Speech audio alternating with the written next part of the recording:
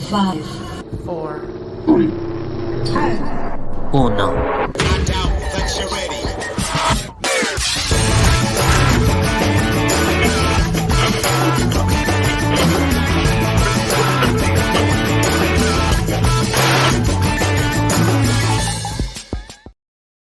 Paulie back here on the Latino Slant. Oh, we have a very special video for you. But before we get into it and bring in our special guest, please double check that you're subscribed to the channel, comment on this video, like, share, all that good stuff, and maybe consider becoming a member because, if you become a member and you hit the merchandise page, you can get a coffee cup and drink stuff out of it. You see, I'm drinking stuff, and you can get a discount. All right.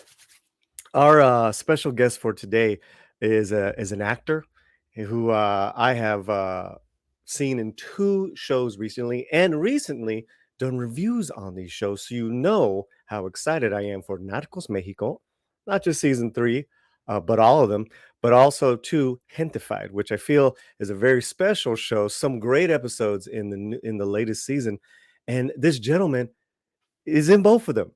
So let's bring him on. He is an actor from Mexico City, and he's here with us. Manuel Uriza, sir. Hey, Hi. there he is. How you doing? I'm feeling good, man. It's a little chilly today, so I'm making sure I'm keeping my patas warm. Yes, me too. Double socks. Double socks is the key. Double socks, right? Or like at least the sock bottom has to be extra thick there.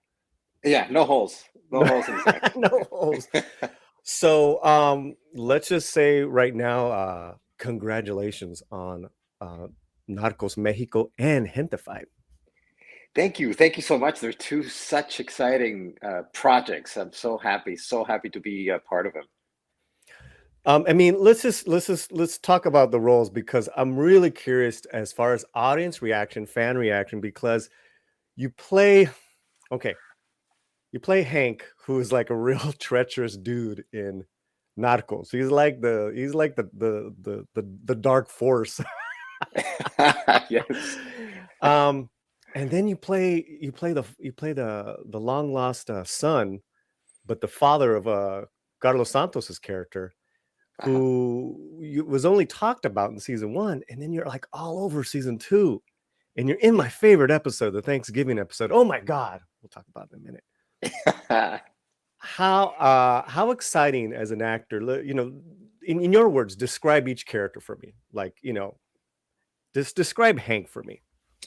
Oh, well, Hank is here's the thing. When Hank was at the top of his game in Mexico politically, the real Carlos Hank, I was young. I was too young to kind of realize really what was going on. Mm-hmm. So everything that I had to do to research him was based really on people's opinions and interactions with him, because I couldn't even find any videos either. And the common denominator that I could find in each and every one of these people that I was able to talk to was that he was a very soft-spoken man with impeccable manners, the sweetest individual you could ever talk to. And he would really look out for his friends and employees. So really the description that was given to me had nothing to do with what is in the page and what we all know went down. So that was a very interesting character to wrap my brain around, especially because he's so different than what I am really in real life. And that takes me then to Ernesto in Gentified, who on the other side is so much alike with who I am as a person, and the struggles that he feels and the feelings that he has. He's just so much like me, and I never before had the possibility to play a character that was so close to who I am. So there were very contrasting characters in both spectrums, like really to the extremes, like nothing to do with me and everything to do with me.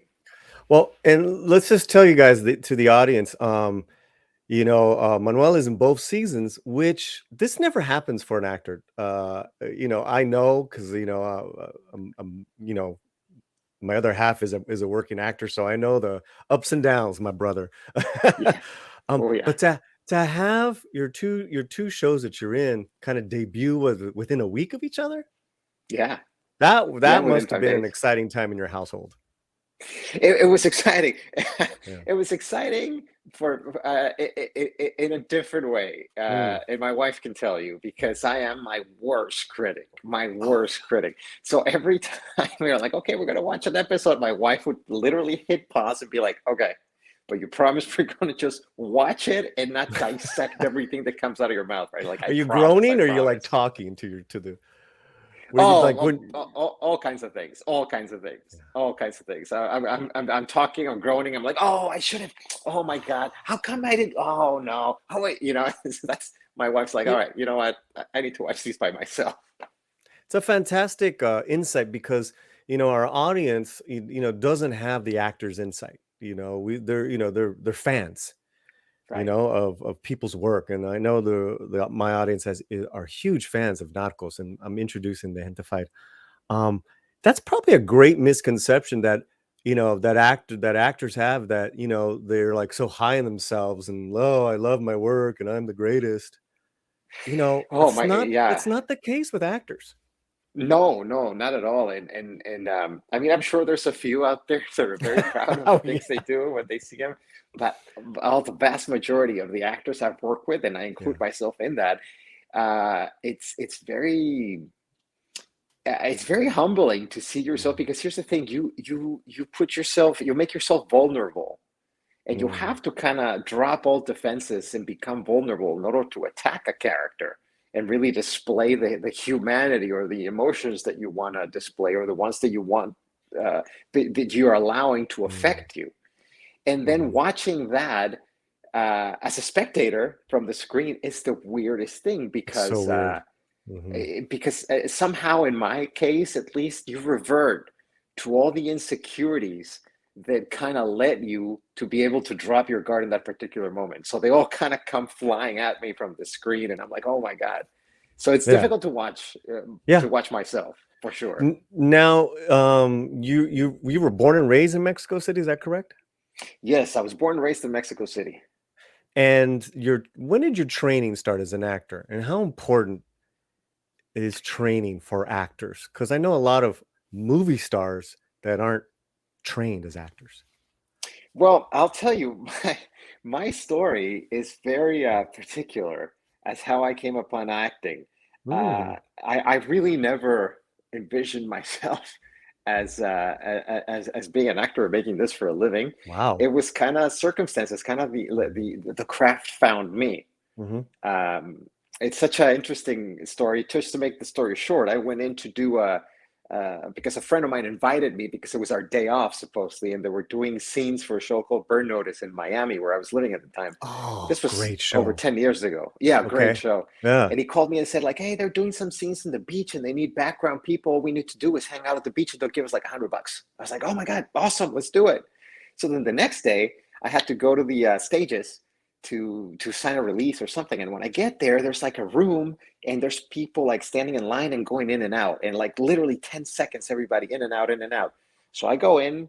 I've never done this before. I walk in, and there's a couch and there's a camera and there's an X on the floor, and they're like, stand there. What's your name? Oh, Manuel Uriza. And then somebody that was in the couch started talking to me and asking me questions and about nothing really. We talked about soccer, about the weather, and 20 Mm. minutes went by. So when I leave, somebody comes out and tells me like, hey, that was one of the producers. He wants you to read for something else. It's more money. I'm like, oh, Oh, sure. And my buddy that invited me there, I kept telling me, oh my God, you're gonna be the guy that brings the drinks and probably tells them, here's your drinks. They'll give you like $1,000. I'm like, wow, you're kidding me. That's amazing. wow. Turns out that it wasn't even for that. The guy that was sitting there that day in the couch was the showrunner. And when we started talking, he later told me, he says, I wrote a character for like an episode later, like 2 or 3 episodes after this one they were going to shoot. And we'd audition people, we had our choices, but hearing you speak, it was exactly the rhythm that I wrote this character in mind with that Mm, nobody had ever given me. But you wow. just came in with a rhythm of speaking. That's what he said. And he took a chance on somebody that had no credits whatsoever and ended up casting me as the main guest star of the whole episode. Guys, And that just does not, it doesn't happen, and yet it does happen in this business. it doesn't happen, and it happens. And I'll tell you, I Right. tell this story at a party with That's actor awesome. friends, and I Yeah. get kicked out of the party every Sure, time. sure. Yeah, Yeah. yeah, yeah. Don't tell that to Mrs. Slant, because But but but she'll here's but praise you that they, the good ones, that the actors that have their, you guys that are like rooted, you guys support each other. That's when you got a good friend who's also an oh, actor. absolutely. But Yeah. here's the thing, and this is the Mhm. important lesson. I had no idea what an auditioning process was. I had no idea what any of this entitled. Mhm. But I can tell you two things that I learned from that. Number one is you never know who's watching and you never know who's listening. So there's no small audition, there's no small Mm, role, I there's love it. no small nothing. I think the key is the ability to keep showing up with a positive attitude. One. And number two, once you're in this, like any sport, you can have a certain ability to dribble the ball, Mhm. but if you don't get in shape and maintain yourself in shape, and I'm talking about working your craft, Okay. training in workshops, working on scenes, writing, reading scripts, Yeah. then you're going nowhere. So once you're in that wheel, you need to work at your craft like any athlete would. Oh, that's amazing. So tell our audience, like, what ended up being the role in Burn Notice? Who were you? What did you do? I ended up playing a guy called Cruz, Rus. uh, Cruz, and it was I think it was season, what was it, season four Uh-huh. episode, I can't remember, but it was the story was that the main character would go undercover into prison as a prisoner to try and get somebody out because that person had been cooking the books for the Mexican mafia in prison, and Wow. and his time to get out was coming. So he knew that the leader of the Mexican gang in prison was Uh-huh. not going to let him leave with all the information he knew. So it all turned into this guy going in to rescue him and me chasing him around the prison, trying to get to them. Oh, yes. I saw your reel. I saw that scene. Yeah, so that was it, and I was honestly, it just shows I was clueless in the sense that I was such an Mhm. open book to Mhm. whatever they would tell me. Like, okay, so Right. now do this and this. Oh, okay. Right, And because there you had just had to be you, right? exactly. Yeah. And that's what the showrunner, who later became one of my best friends, Oh. he just told me. He says, like, look, uh, and this is another lesson for auditioning for people. You go in with an idea of who you think they want to see, and that's what you Mhm. want to give them. But the lesson to me that day was that never forgot was, look, scripts change all the time. Sometimes we don't even know what we want, but we want somebody that knows who they are. Mm. And so just walk in being yourself. It's easier said than done, and it's hard to wrap your brain around it. Mhm. But it's an important lesson to chew and digest, and Mhm. eventually it'll click. I wanna go to Hintify, because it's, compared to Burn Notice to now, I mean, you've played so many different roles. This is a great character. This father, this son, um, and, coming back home, and, he's kind of well off. He wants the best things for his son, and yet he's from the hood. He's from Boyle Heights. Yes, yes, Mhm. You absolutely. you painted the It's sign. Yes, I have painted the sign. Yeah, yeah. So, what was that like? Fight was so rewarding. Number one, because I was such a huge fan of season one. And what really captured me from from just watching it as a spectator, as a Mhm, fan, was the mhm, dynamic that the whole cast had. Really, they have this dynamic that feels like mm, ping pong. Like they're in sync and everything mm, flows, and you can tell their chemistry. They're so intertwined as humans, and mm, they know exactly uh, what the other's thinking. So when I mhm. got cast on this, that was my main concern. I was like, oh my God, I hope I can jump into their Right. dynamic, as they seem they're in a completely different plane. Uh-huh. And then obviously reading the character and reading the scripts, I realized more and more that it was a character that was so much like me, and all Mm, his fears and his senses of rejection and all these things. But then mhm, walking into the set and having America Ferrara directing, and Marvin Lemus and Linda Chavez, the creators, and mm, then the cast around them. Hmm. They were so welcoming. They immediately opened their arms to me and made me feel Hmm. like part of the family. And you know, Yeah. before you know it, you're right there playing ball with all of them, and Well, Joaquin Cosio, of course. yeah, even that energy, yeah. Wow, is he amazing or what? Um, He's great. Even that energy that you talked about, like, being the new guy, the new kid, the new actor. It's kind of like what, you know, the son coming in, Ernesto, right?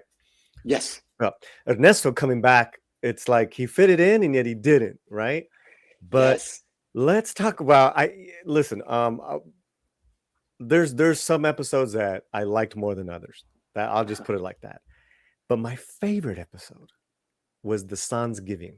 And it's how yes. cool was it that you were in that episode, which is directed by America. It was amazing. It was an So, amazing episode. And America's Eye uh-huh. is honestly very unique. Her artistic eye. Mm-hmm. I mean, she's an all around artist. And the way approaching that scene, she tells is this she said is he says, I'm inspired in August Osage County, and I want Mm, to make this feel like a play, like everything's happening in the got you. table and there's no pause, like it would be Mm, happening really in any family yeah, gathering, yeah. where inevitably differences come to the surface, and things really start to get a little bit real. So honestly, Yeah. The America f- is the yeah. driving force between that whole episode, the way it's executed, what she brought out of us. Hmm. uh, I mean, I honestly, without her, it would have been the same, not a million miles. For me, it was to me, it was like the culmination for that ensemble that you quickly became a part of, to where everything worked. The writing, the direction, Yes. the storytelling, the acting. I mean, I don't think there was an imperfect shot in that, for me, and I'm pretty critical, in that episode, man. And then the ending was just so beautiful. It was Yes, just like, ah, man, because you had all the dysfunctionality with all you guys, and then you absolutely. had, the feels, and then you with your papa. Yeah, absolutely. And again, that's again such a testament to the writing, like you said, and the directing, because they really were able to capture these characters living in the American way of life, having existential issues that are don't have to do with being the victim, or the drug dealer, or this or that. It's just everyday people with family dynamics, that Mhm. love, that get their hearts broken, and that they keep Mm, struggling. They just happen to be Hispanic. and that and was that to great. me was Yeah. it's just a testament to the amount of talent, and also a testament to Netflix, that is giving the platform for these stories to be told. Yeah, I have my problems with Netflix, but when they hand it over to Raza, like, we got the keys. Yeah, bye bye. We'll talk to you later, Netflix, when we're done. Here, Yes. let us do it. Yeah, exactly, because that's another thing. It's very difficult, and I came across that a lot. I've been coming across that a lot in my career, that you keep getting the same kind of characters that are written by non-Hispanic writers, and they're very good and they're right, but they miss sometimes the essence that makes us, what moves us, and what doesn't move us at the times. So to finally be able to expand on a character that was created by someone that is like that character, it just brings a completely different feel, such a different sense of dynamic to it. So, Little Bird told me that you were recently filming. I don't know what you were filming. I'm happy that you are continuing your great career. Can you give us any hints on what to expect with that Yeah, production, or or what anything yeah. new that you're working on that you can tell us? Oh, absolutely. I finished shooting a film in Oklahoma about 8 weeks ago or so. It's a film directed by a gentleman named Lance Larson, who you got to remember this name, because one day will be like the next blockbuster was directed by Lance Larson, and I'm not going to be surprised. And it's a film that stars another brilliant Colombian actor, Roberto Rubina, that you might remember from Snowpiercer, the show. And it's such a timely and timeless story that again touches. It's called Deadland, and it touches on the duality of being not fully American but not fully Mexican at the same time, and living in this side of the of the fight. And Roberto plays a border patrol agent that comes across a mysterious man, undocumented man that keeps crossing, and that just takes him through a journey that is really coming of age. And it's a love story. I want to. It's got its thriller surrealism to it, but in my mind, it's also a love letter between a father and a son. It's very touching, and it's going to do great. I think it's expected to be finished in January, and then to start hitting the festivals. But it's a very special project. When my wife read it and I showed it to her, she immediately called me back. I was already on set. She says, "Did you know what you have in your hands?" I'm going to tell you the same thing Robin Williams said about Good Will Hunting. You have no idea what you have in your hands. Wow. So, and my wife's the best critic, so I take that to the bank. Nice. Congratulations. Well, I look forward to that, and thank you for your time, for hanging out with us. Thank you so much. Thank you Yeah. so much. It's a pleasure to be here and to talk shop here. Yeah, and anytime you want to come on back, that you or someone else that you know has a project that wants to just chomp it up, the slant's always here. Su casita. Absolutely. We're going to bring Deadland here when it's ready to Oh, be I like that. I like unfolded. that. All right, everyone, please comment on this video on our great talk, some insight to what an actor goes through in his journey or hers. And we'll see you really soon on the next show. Paz y dale gas. Gracias. Where's my outro Gracias. music? Outro music. Come on, y'all. Come on, y'all. Come on, y'all. The slant. Yeah, but is this the unplugged version? I don't know. I think it's the unplugged version.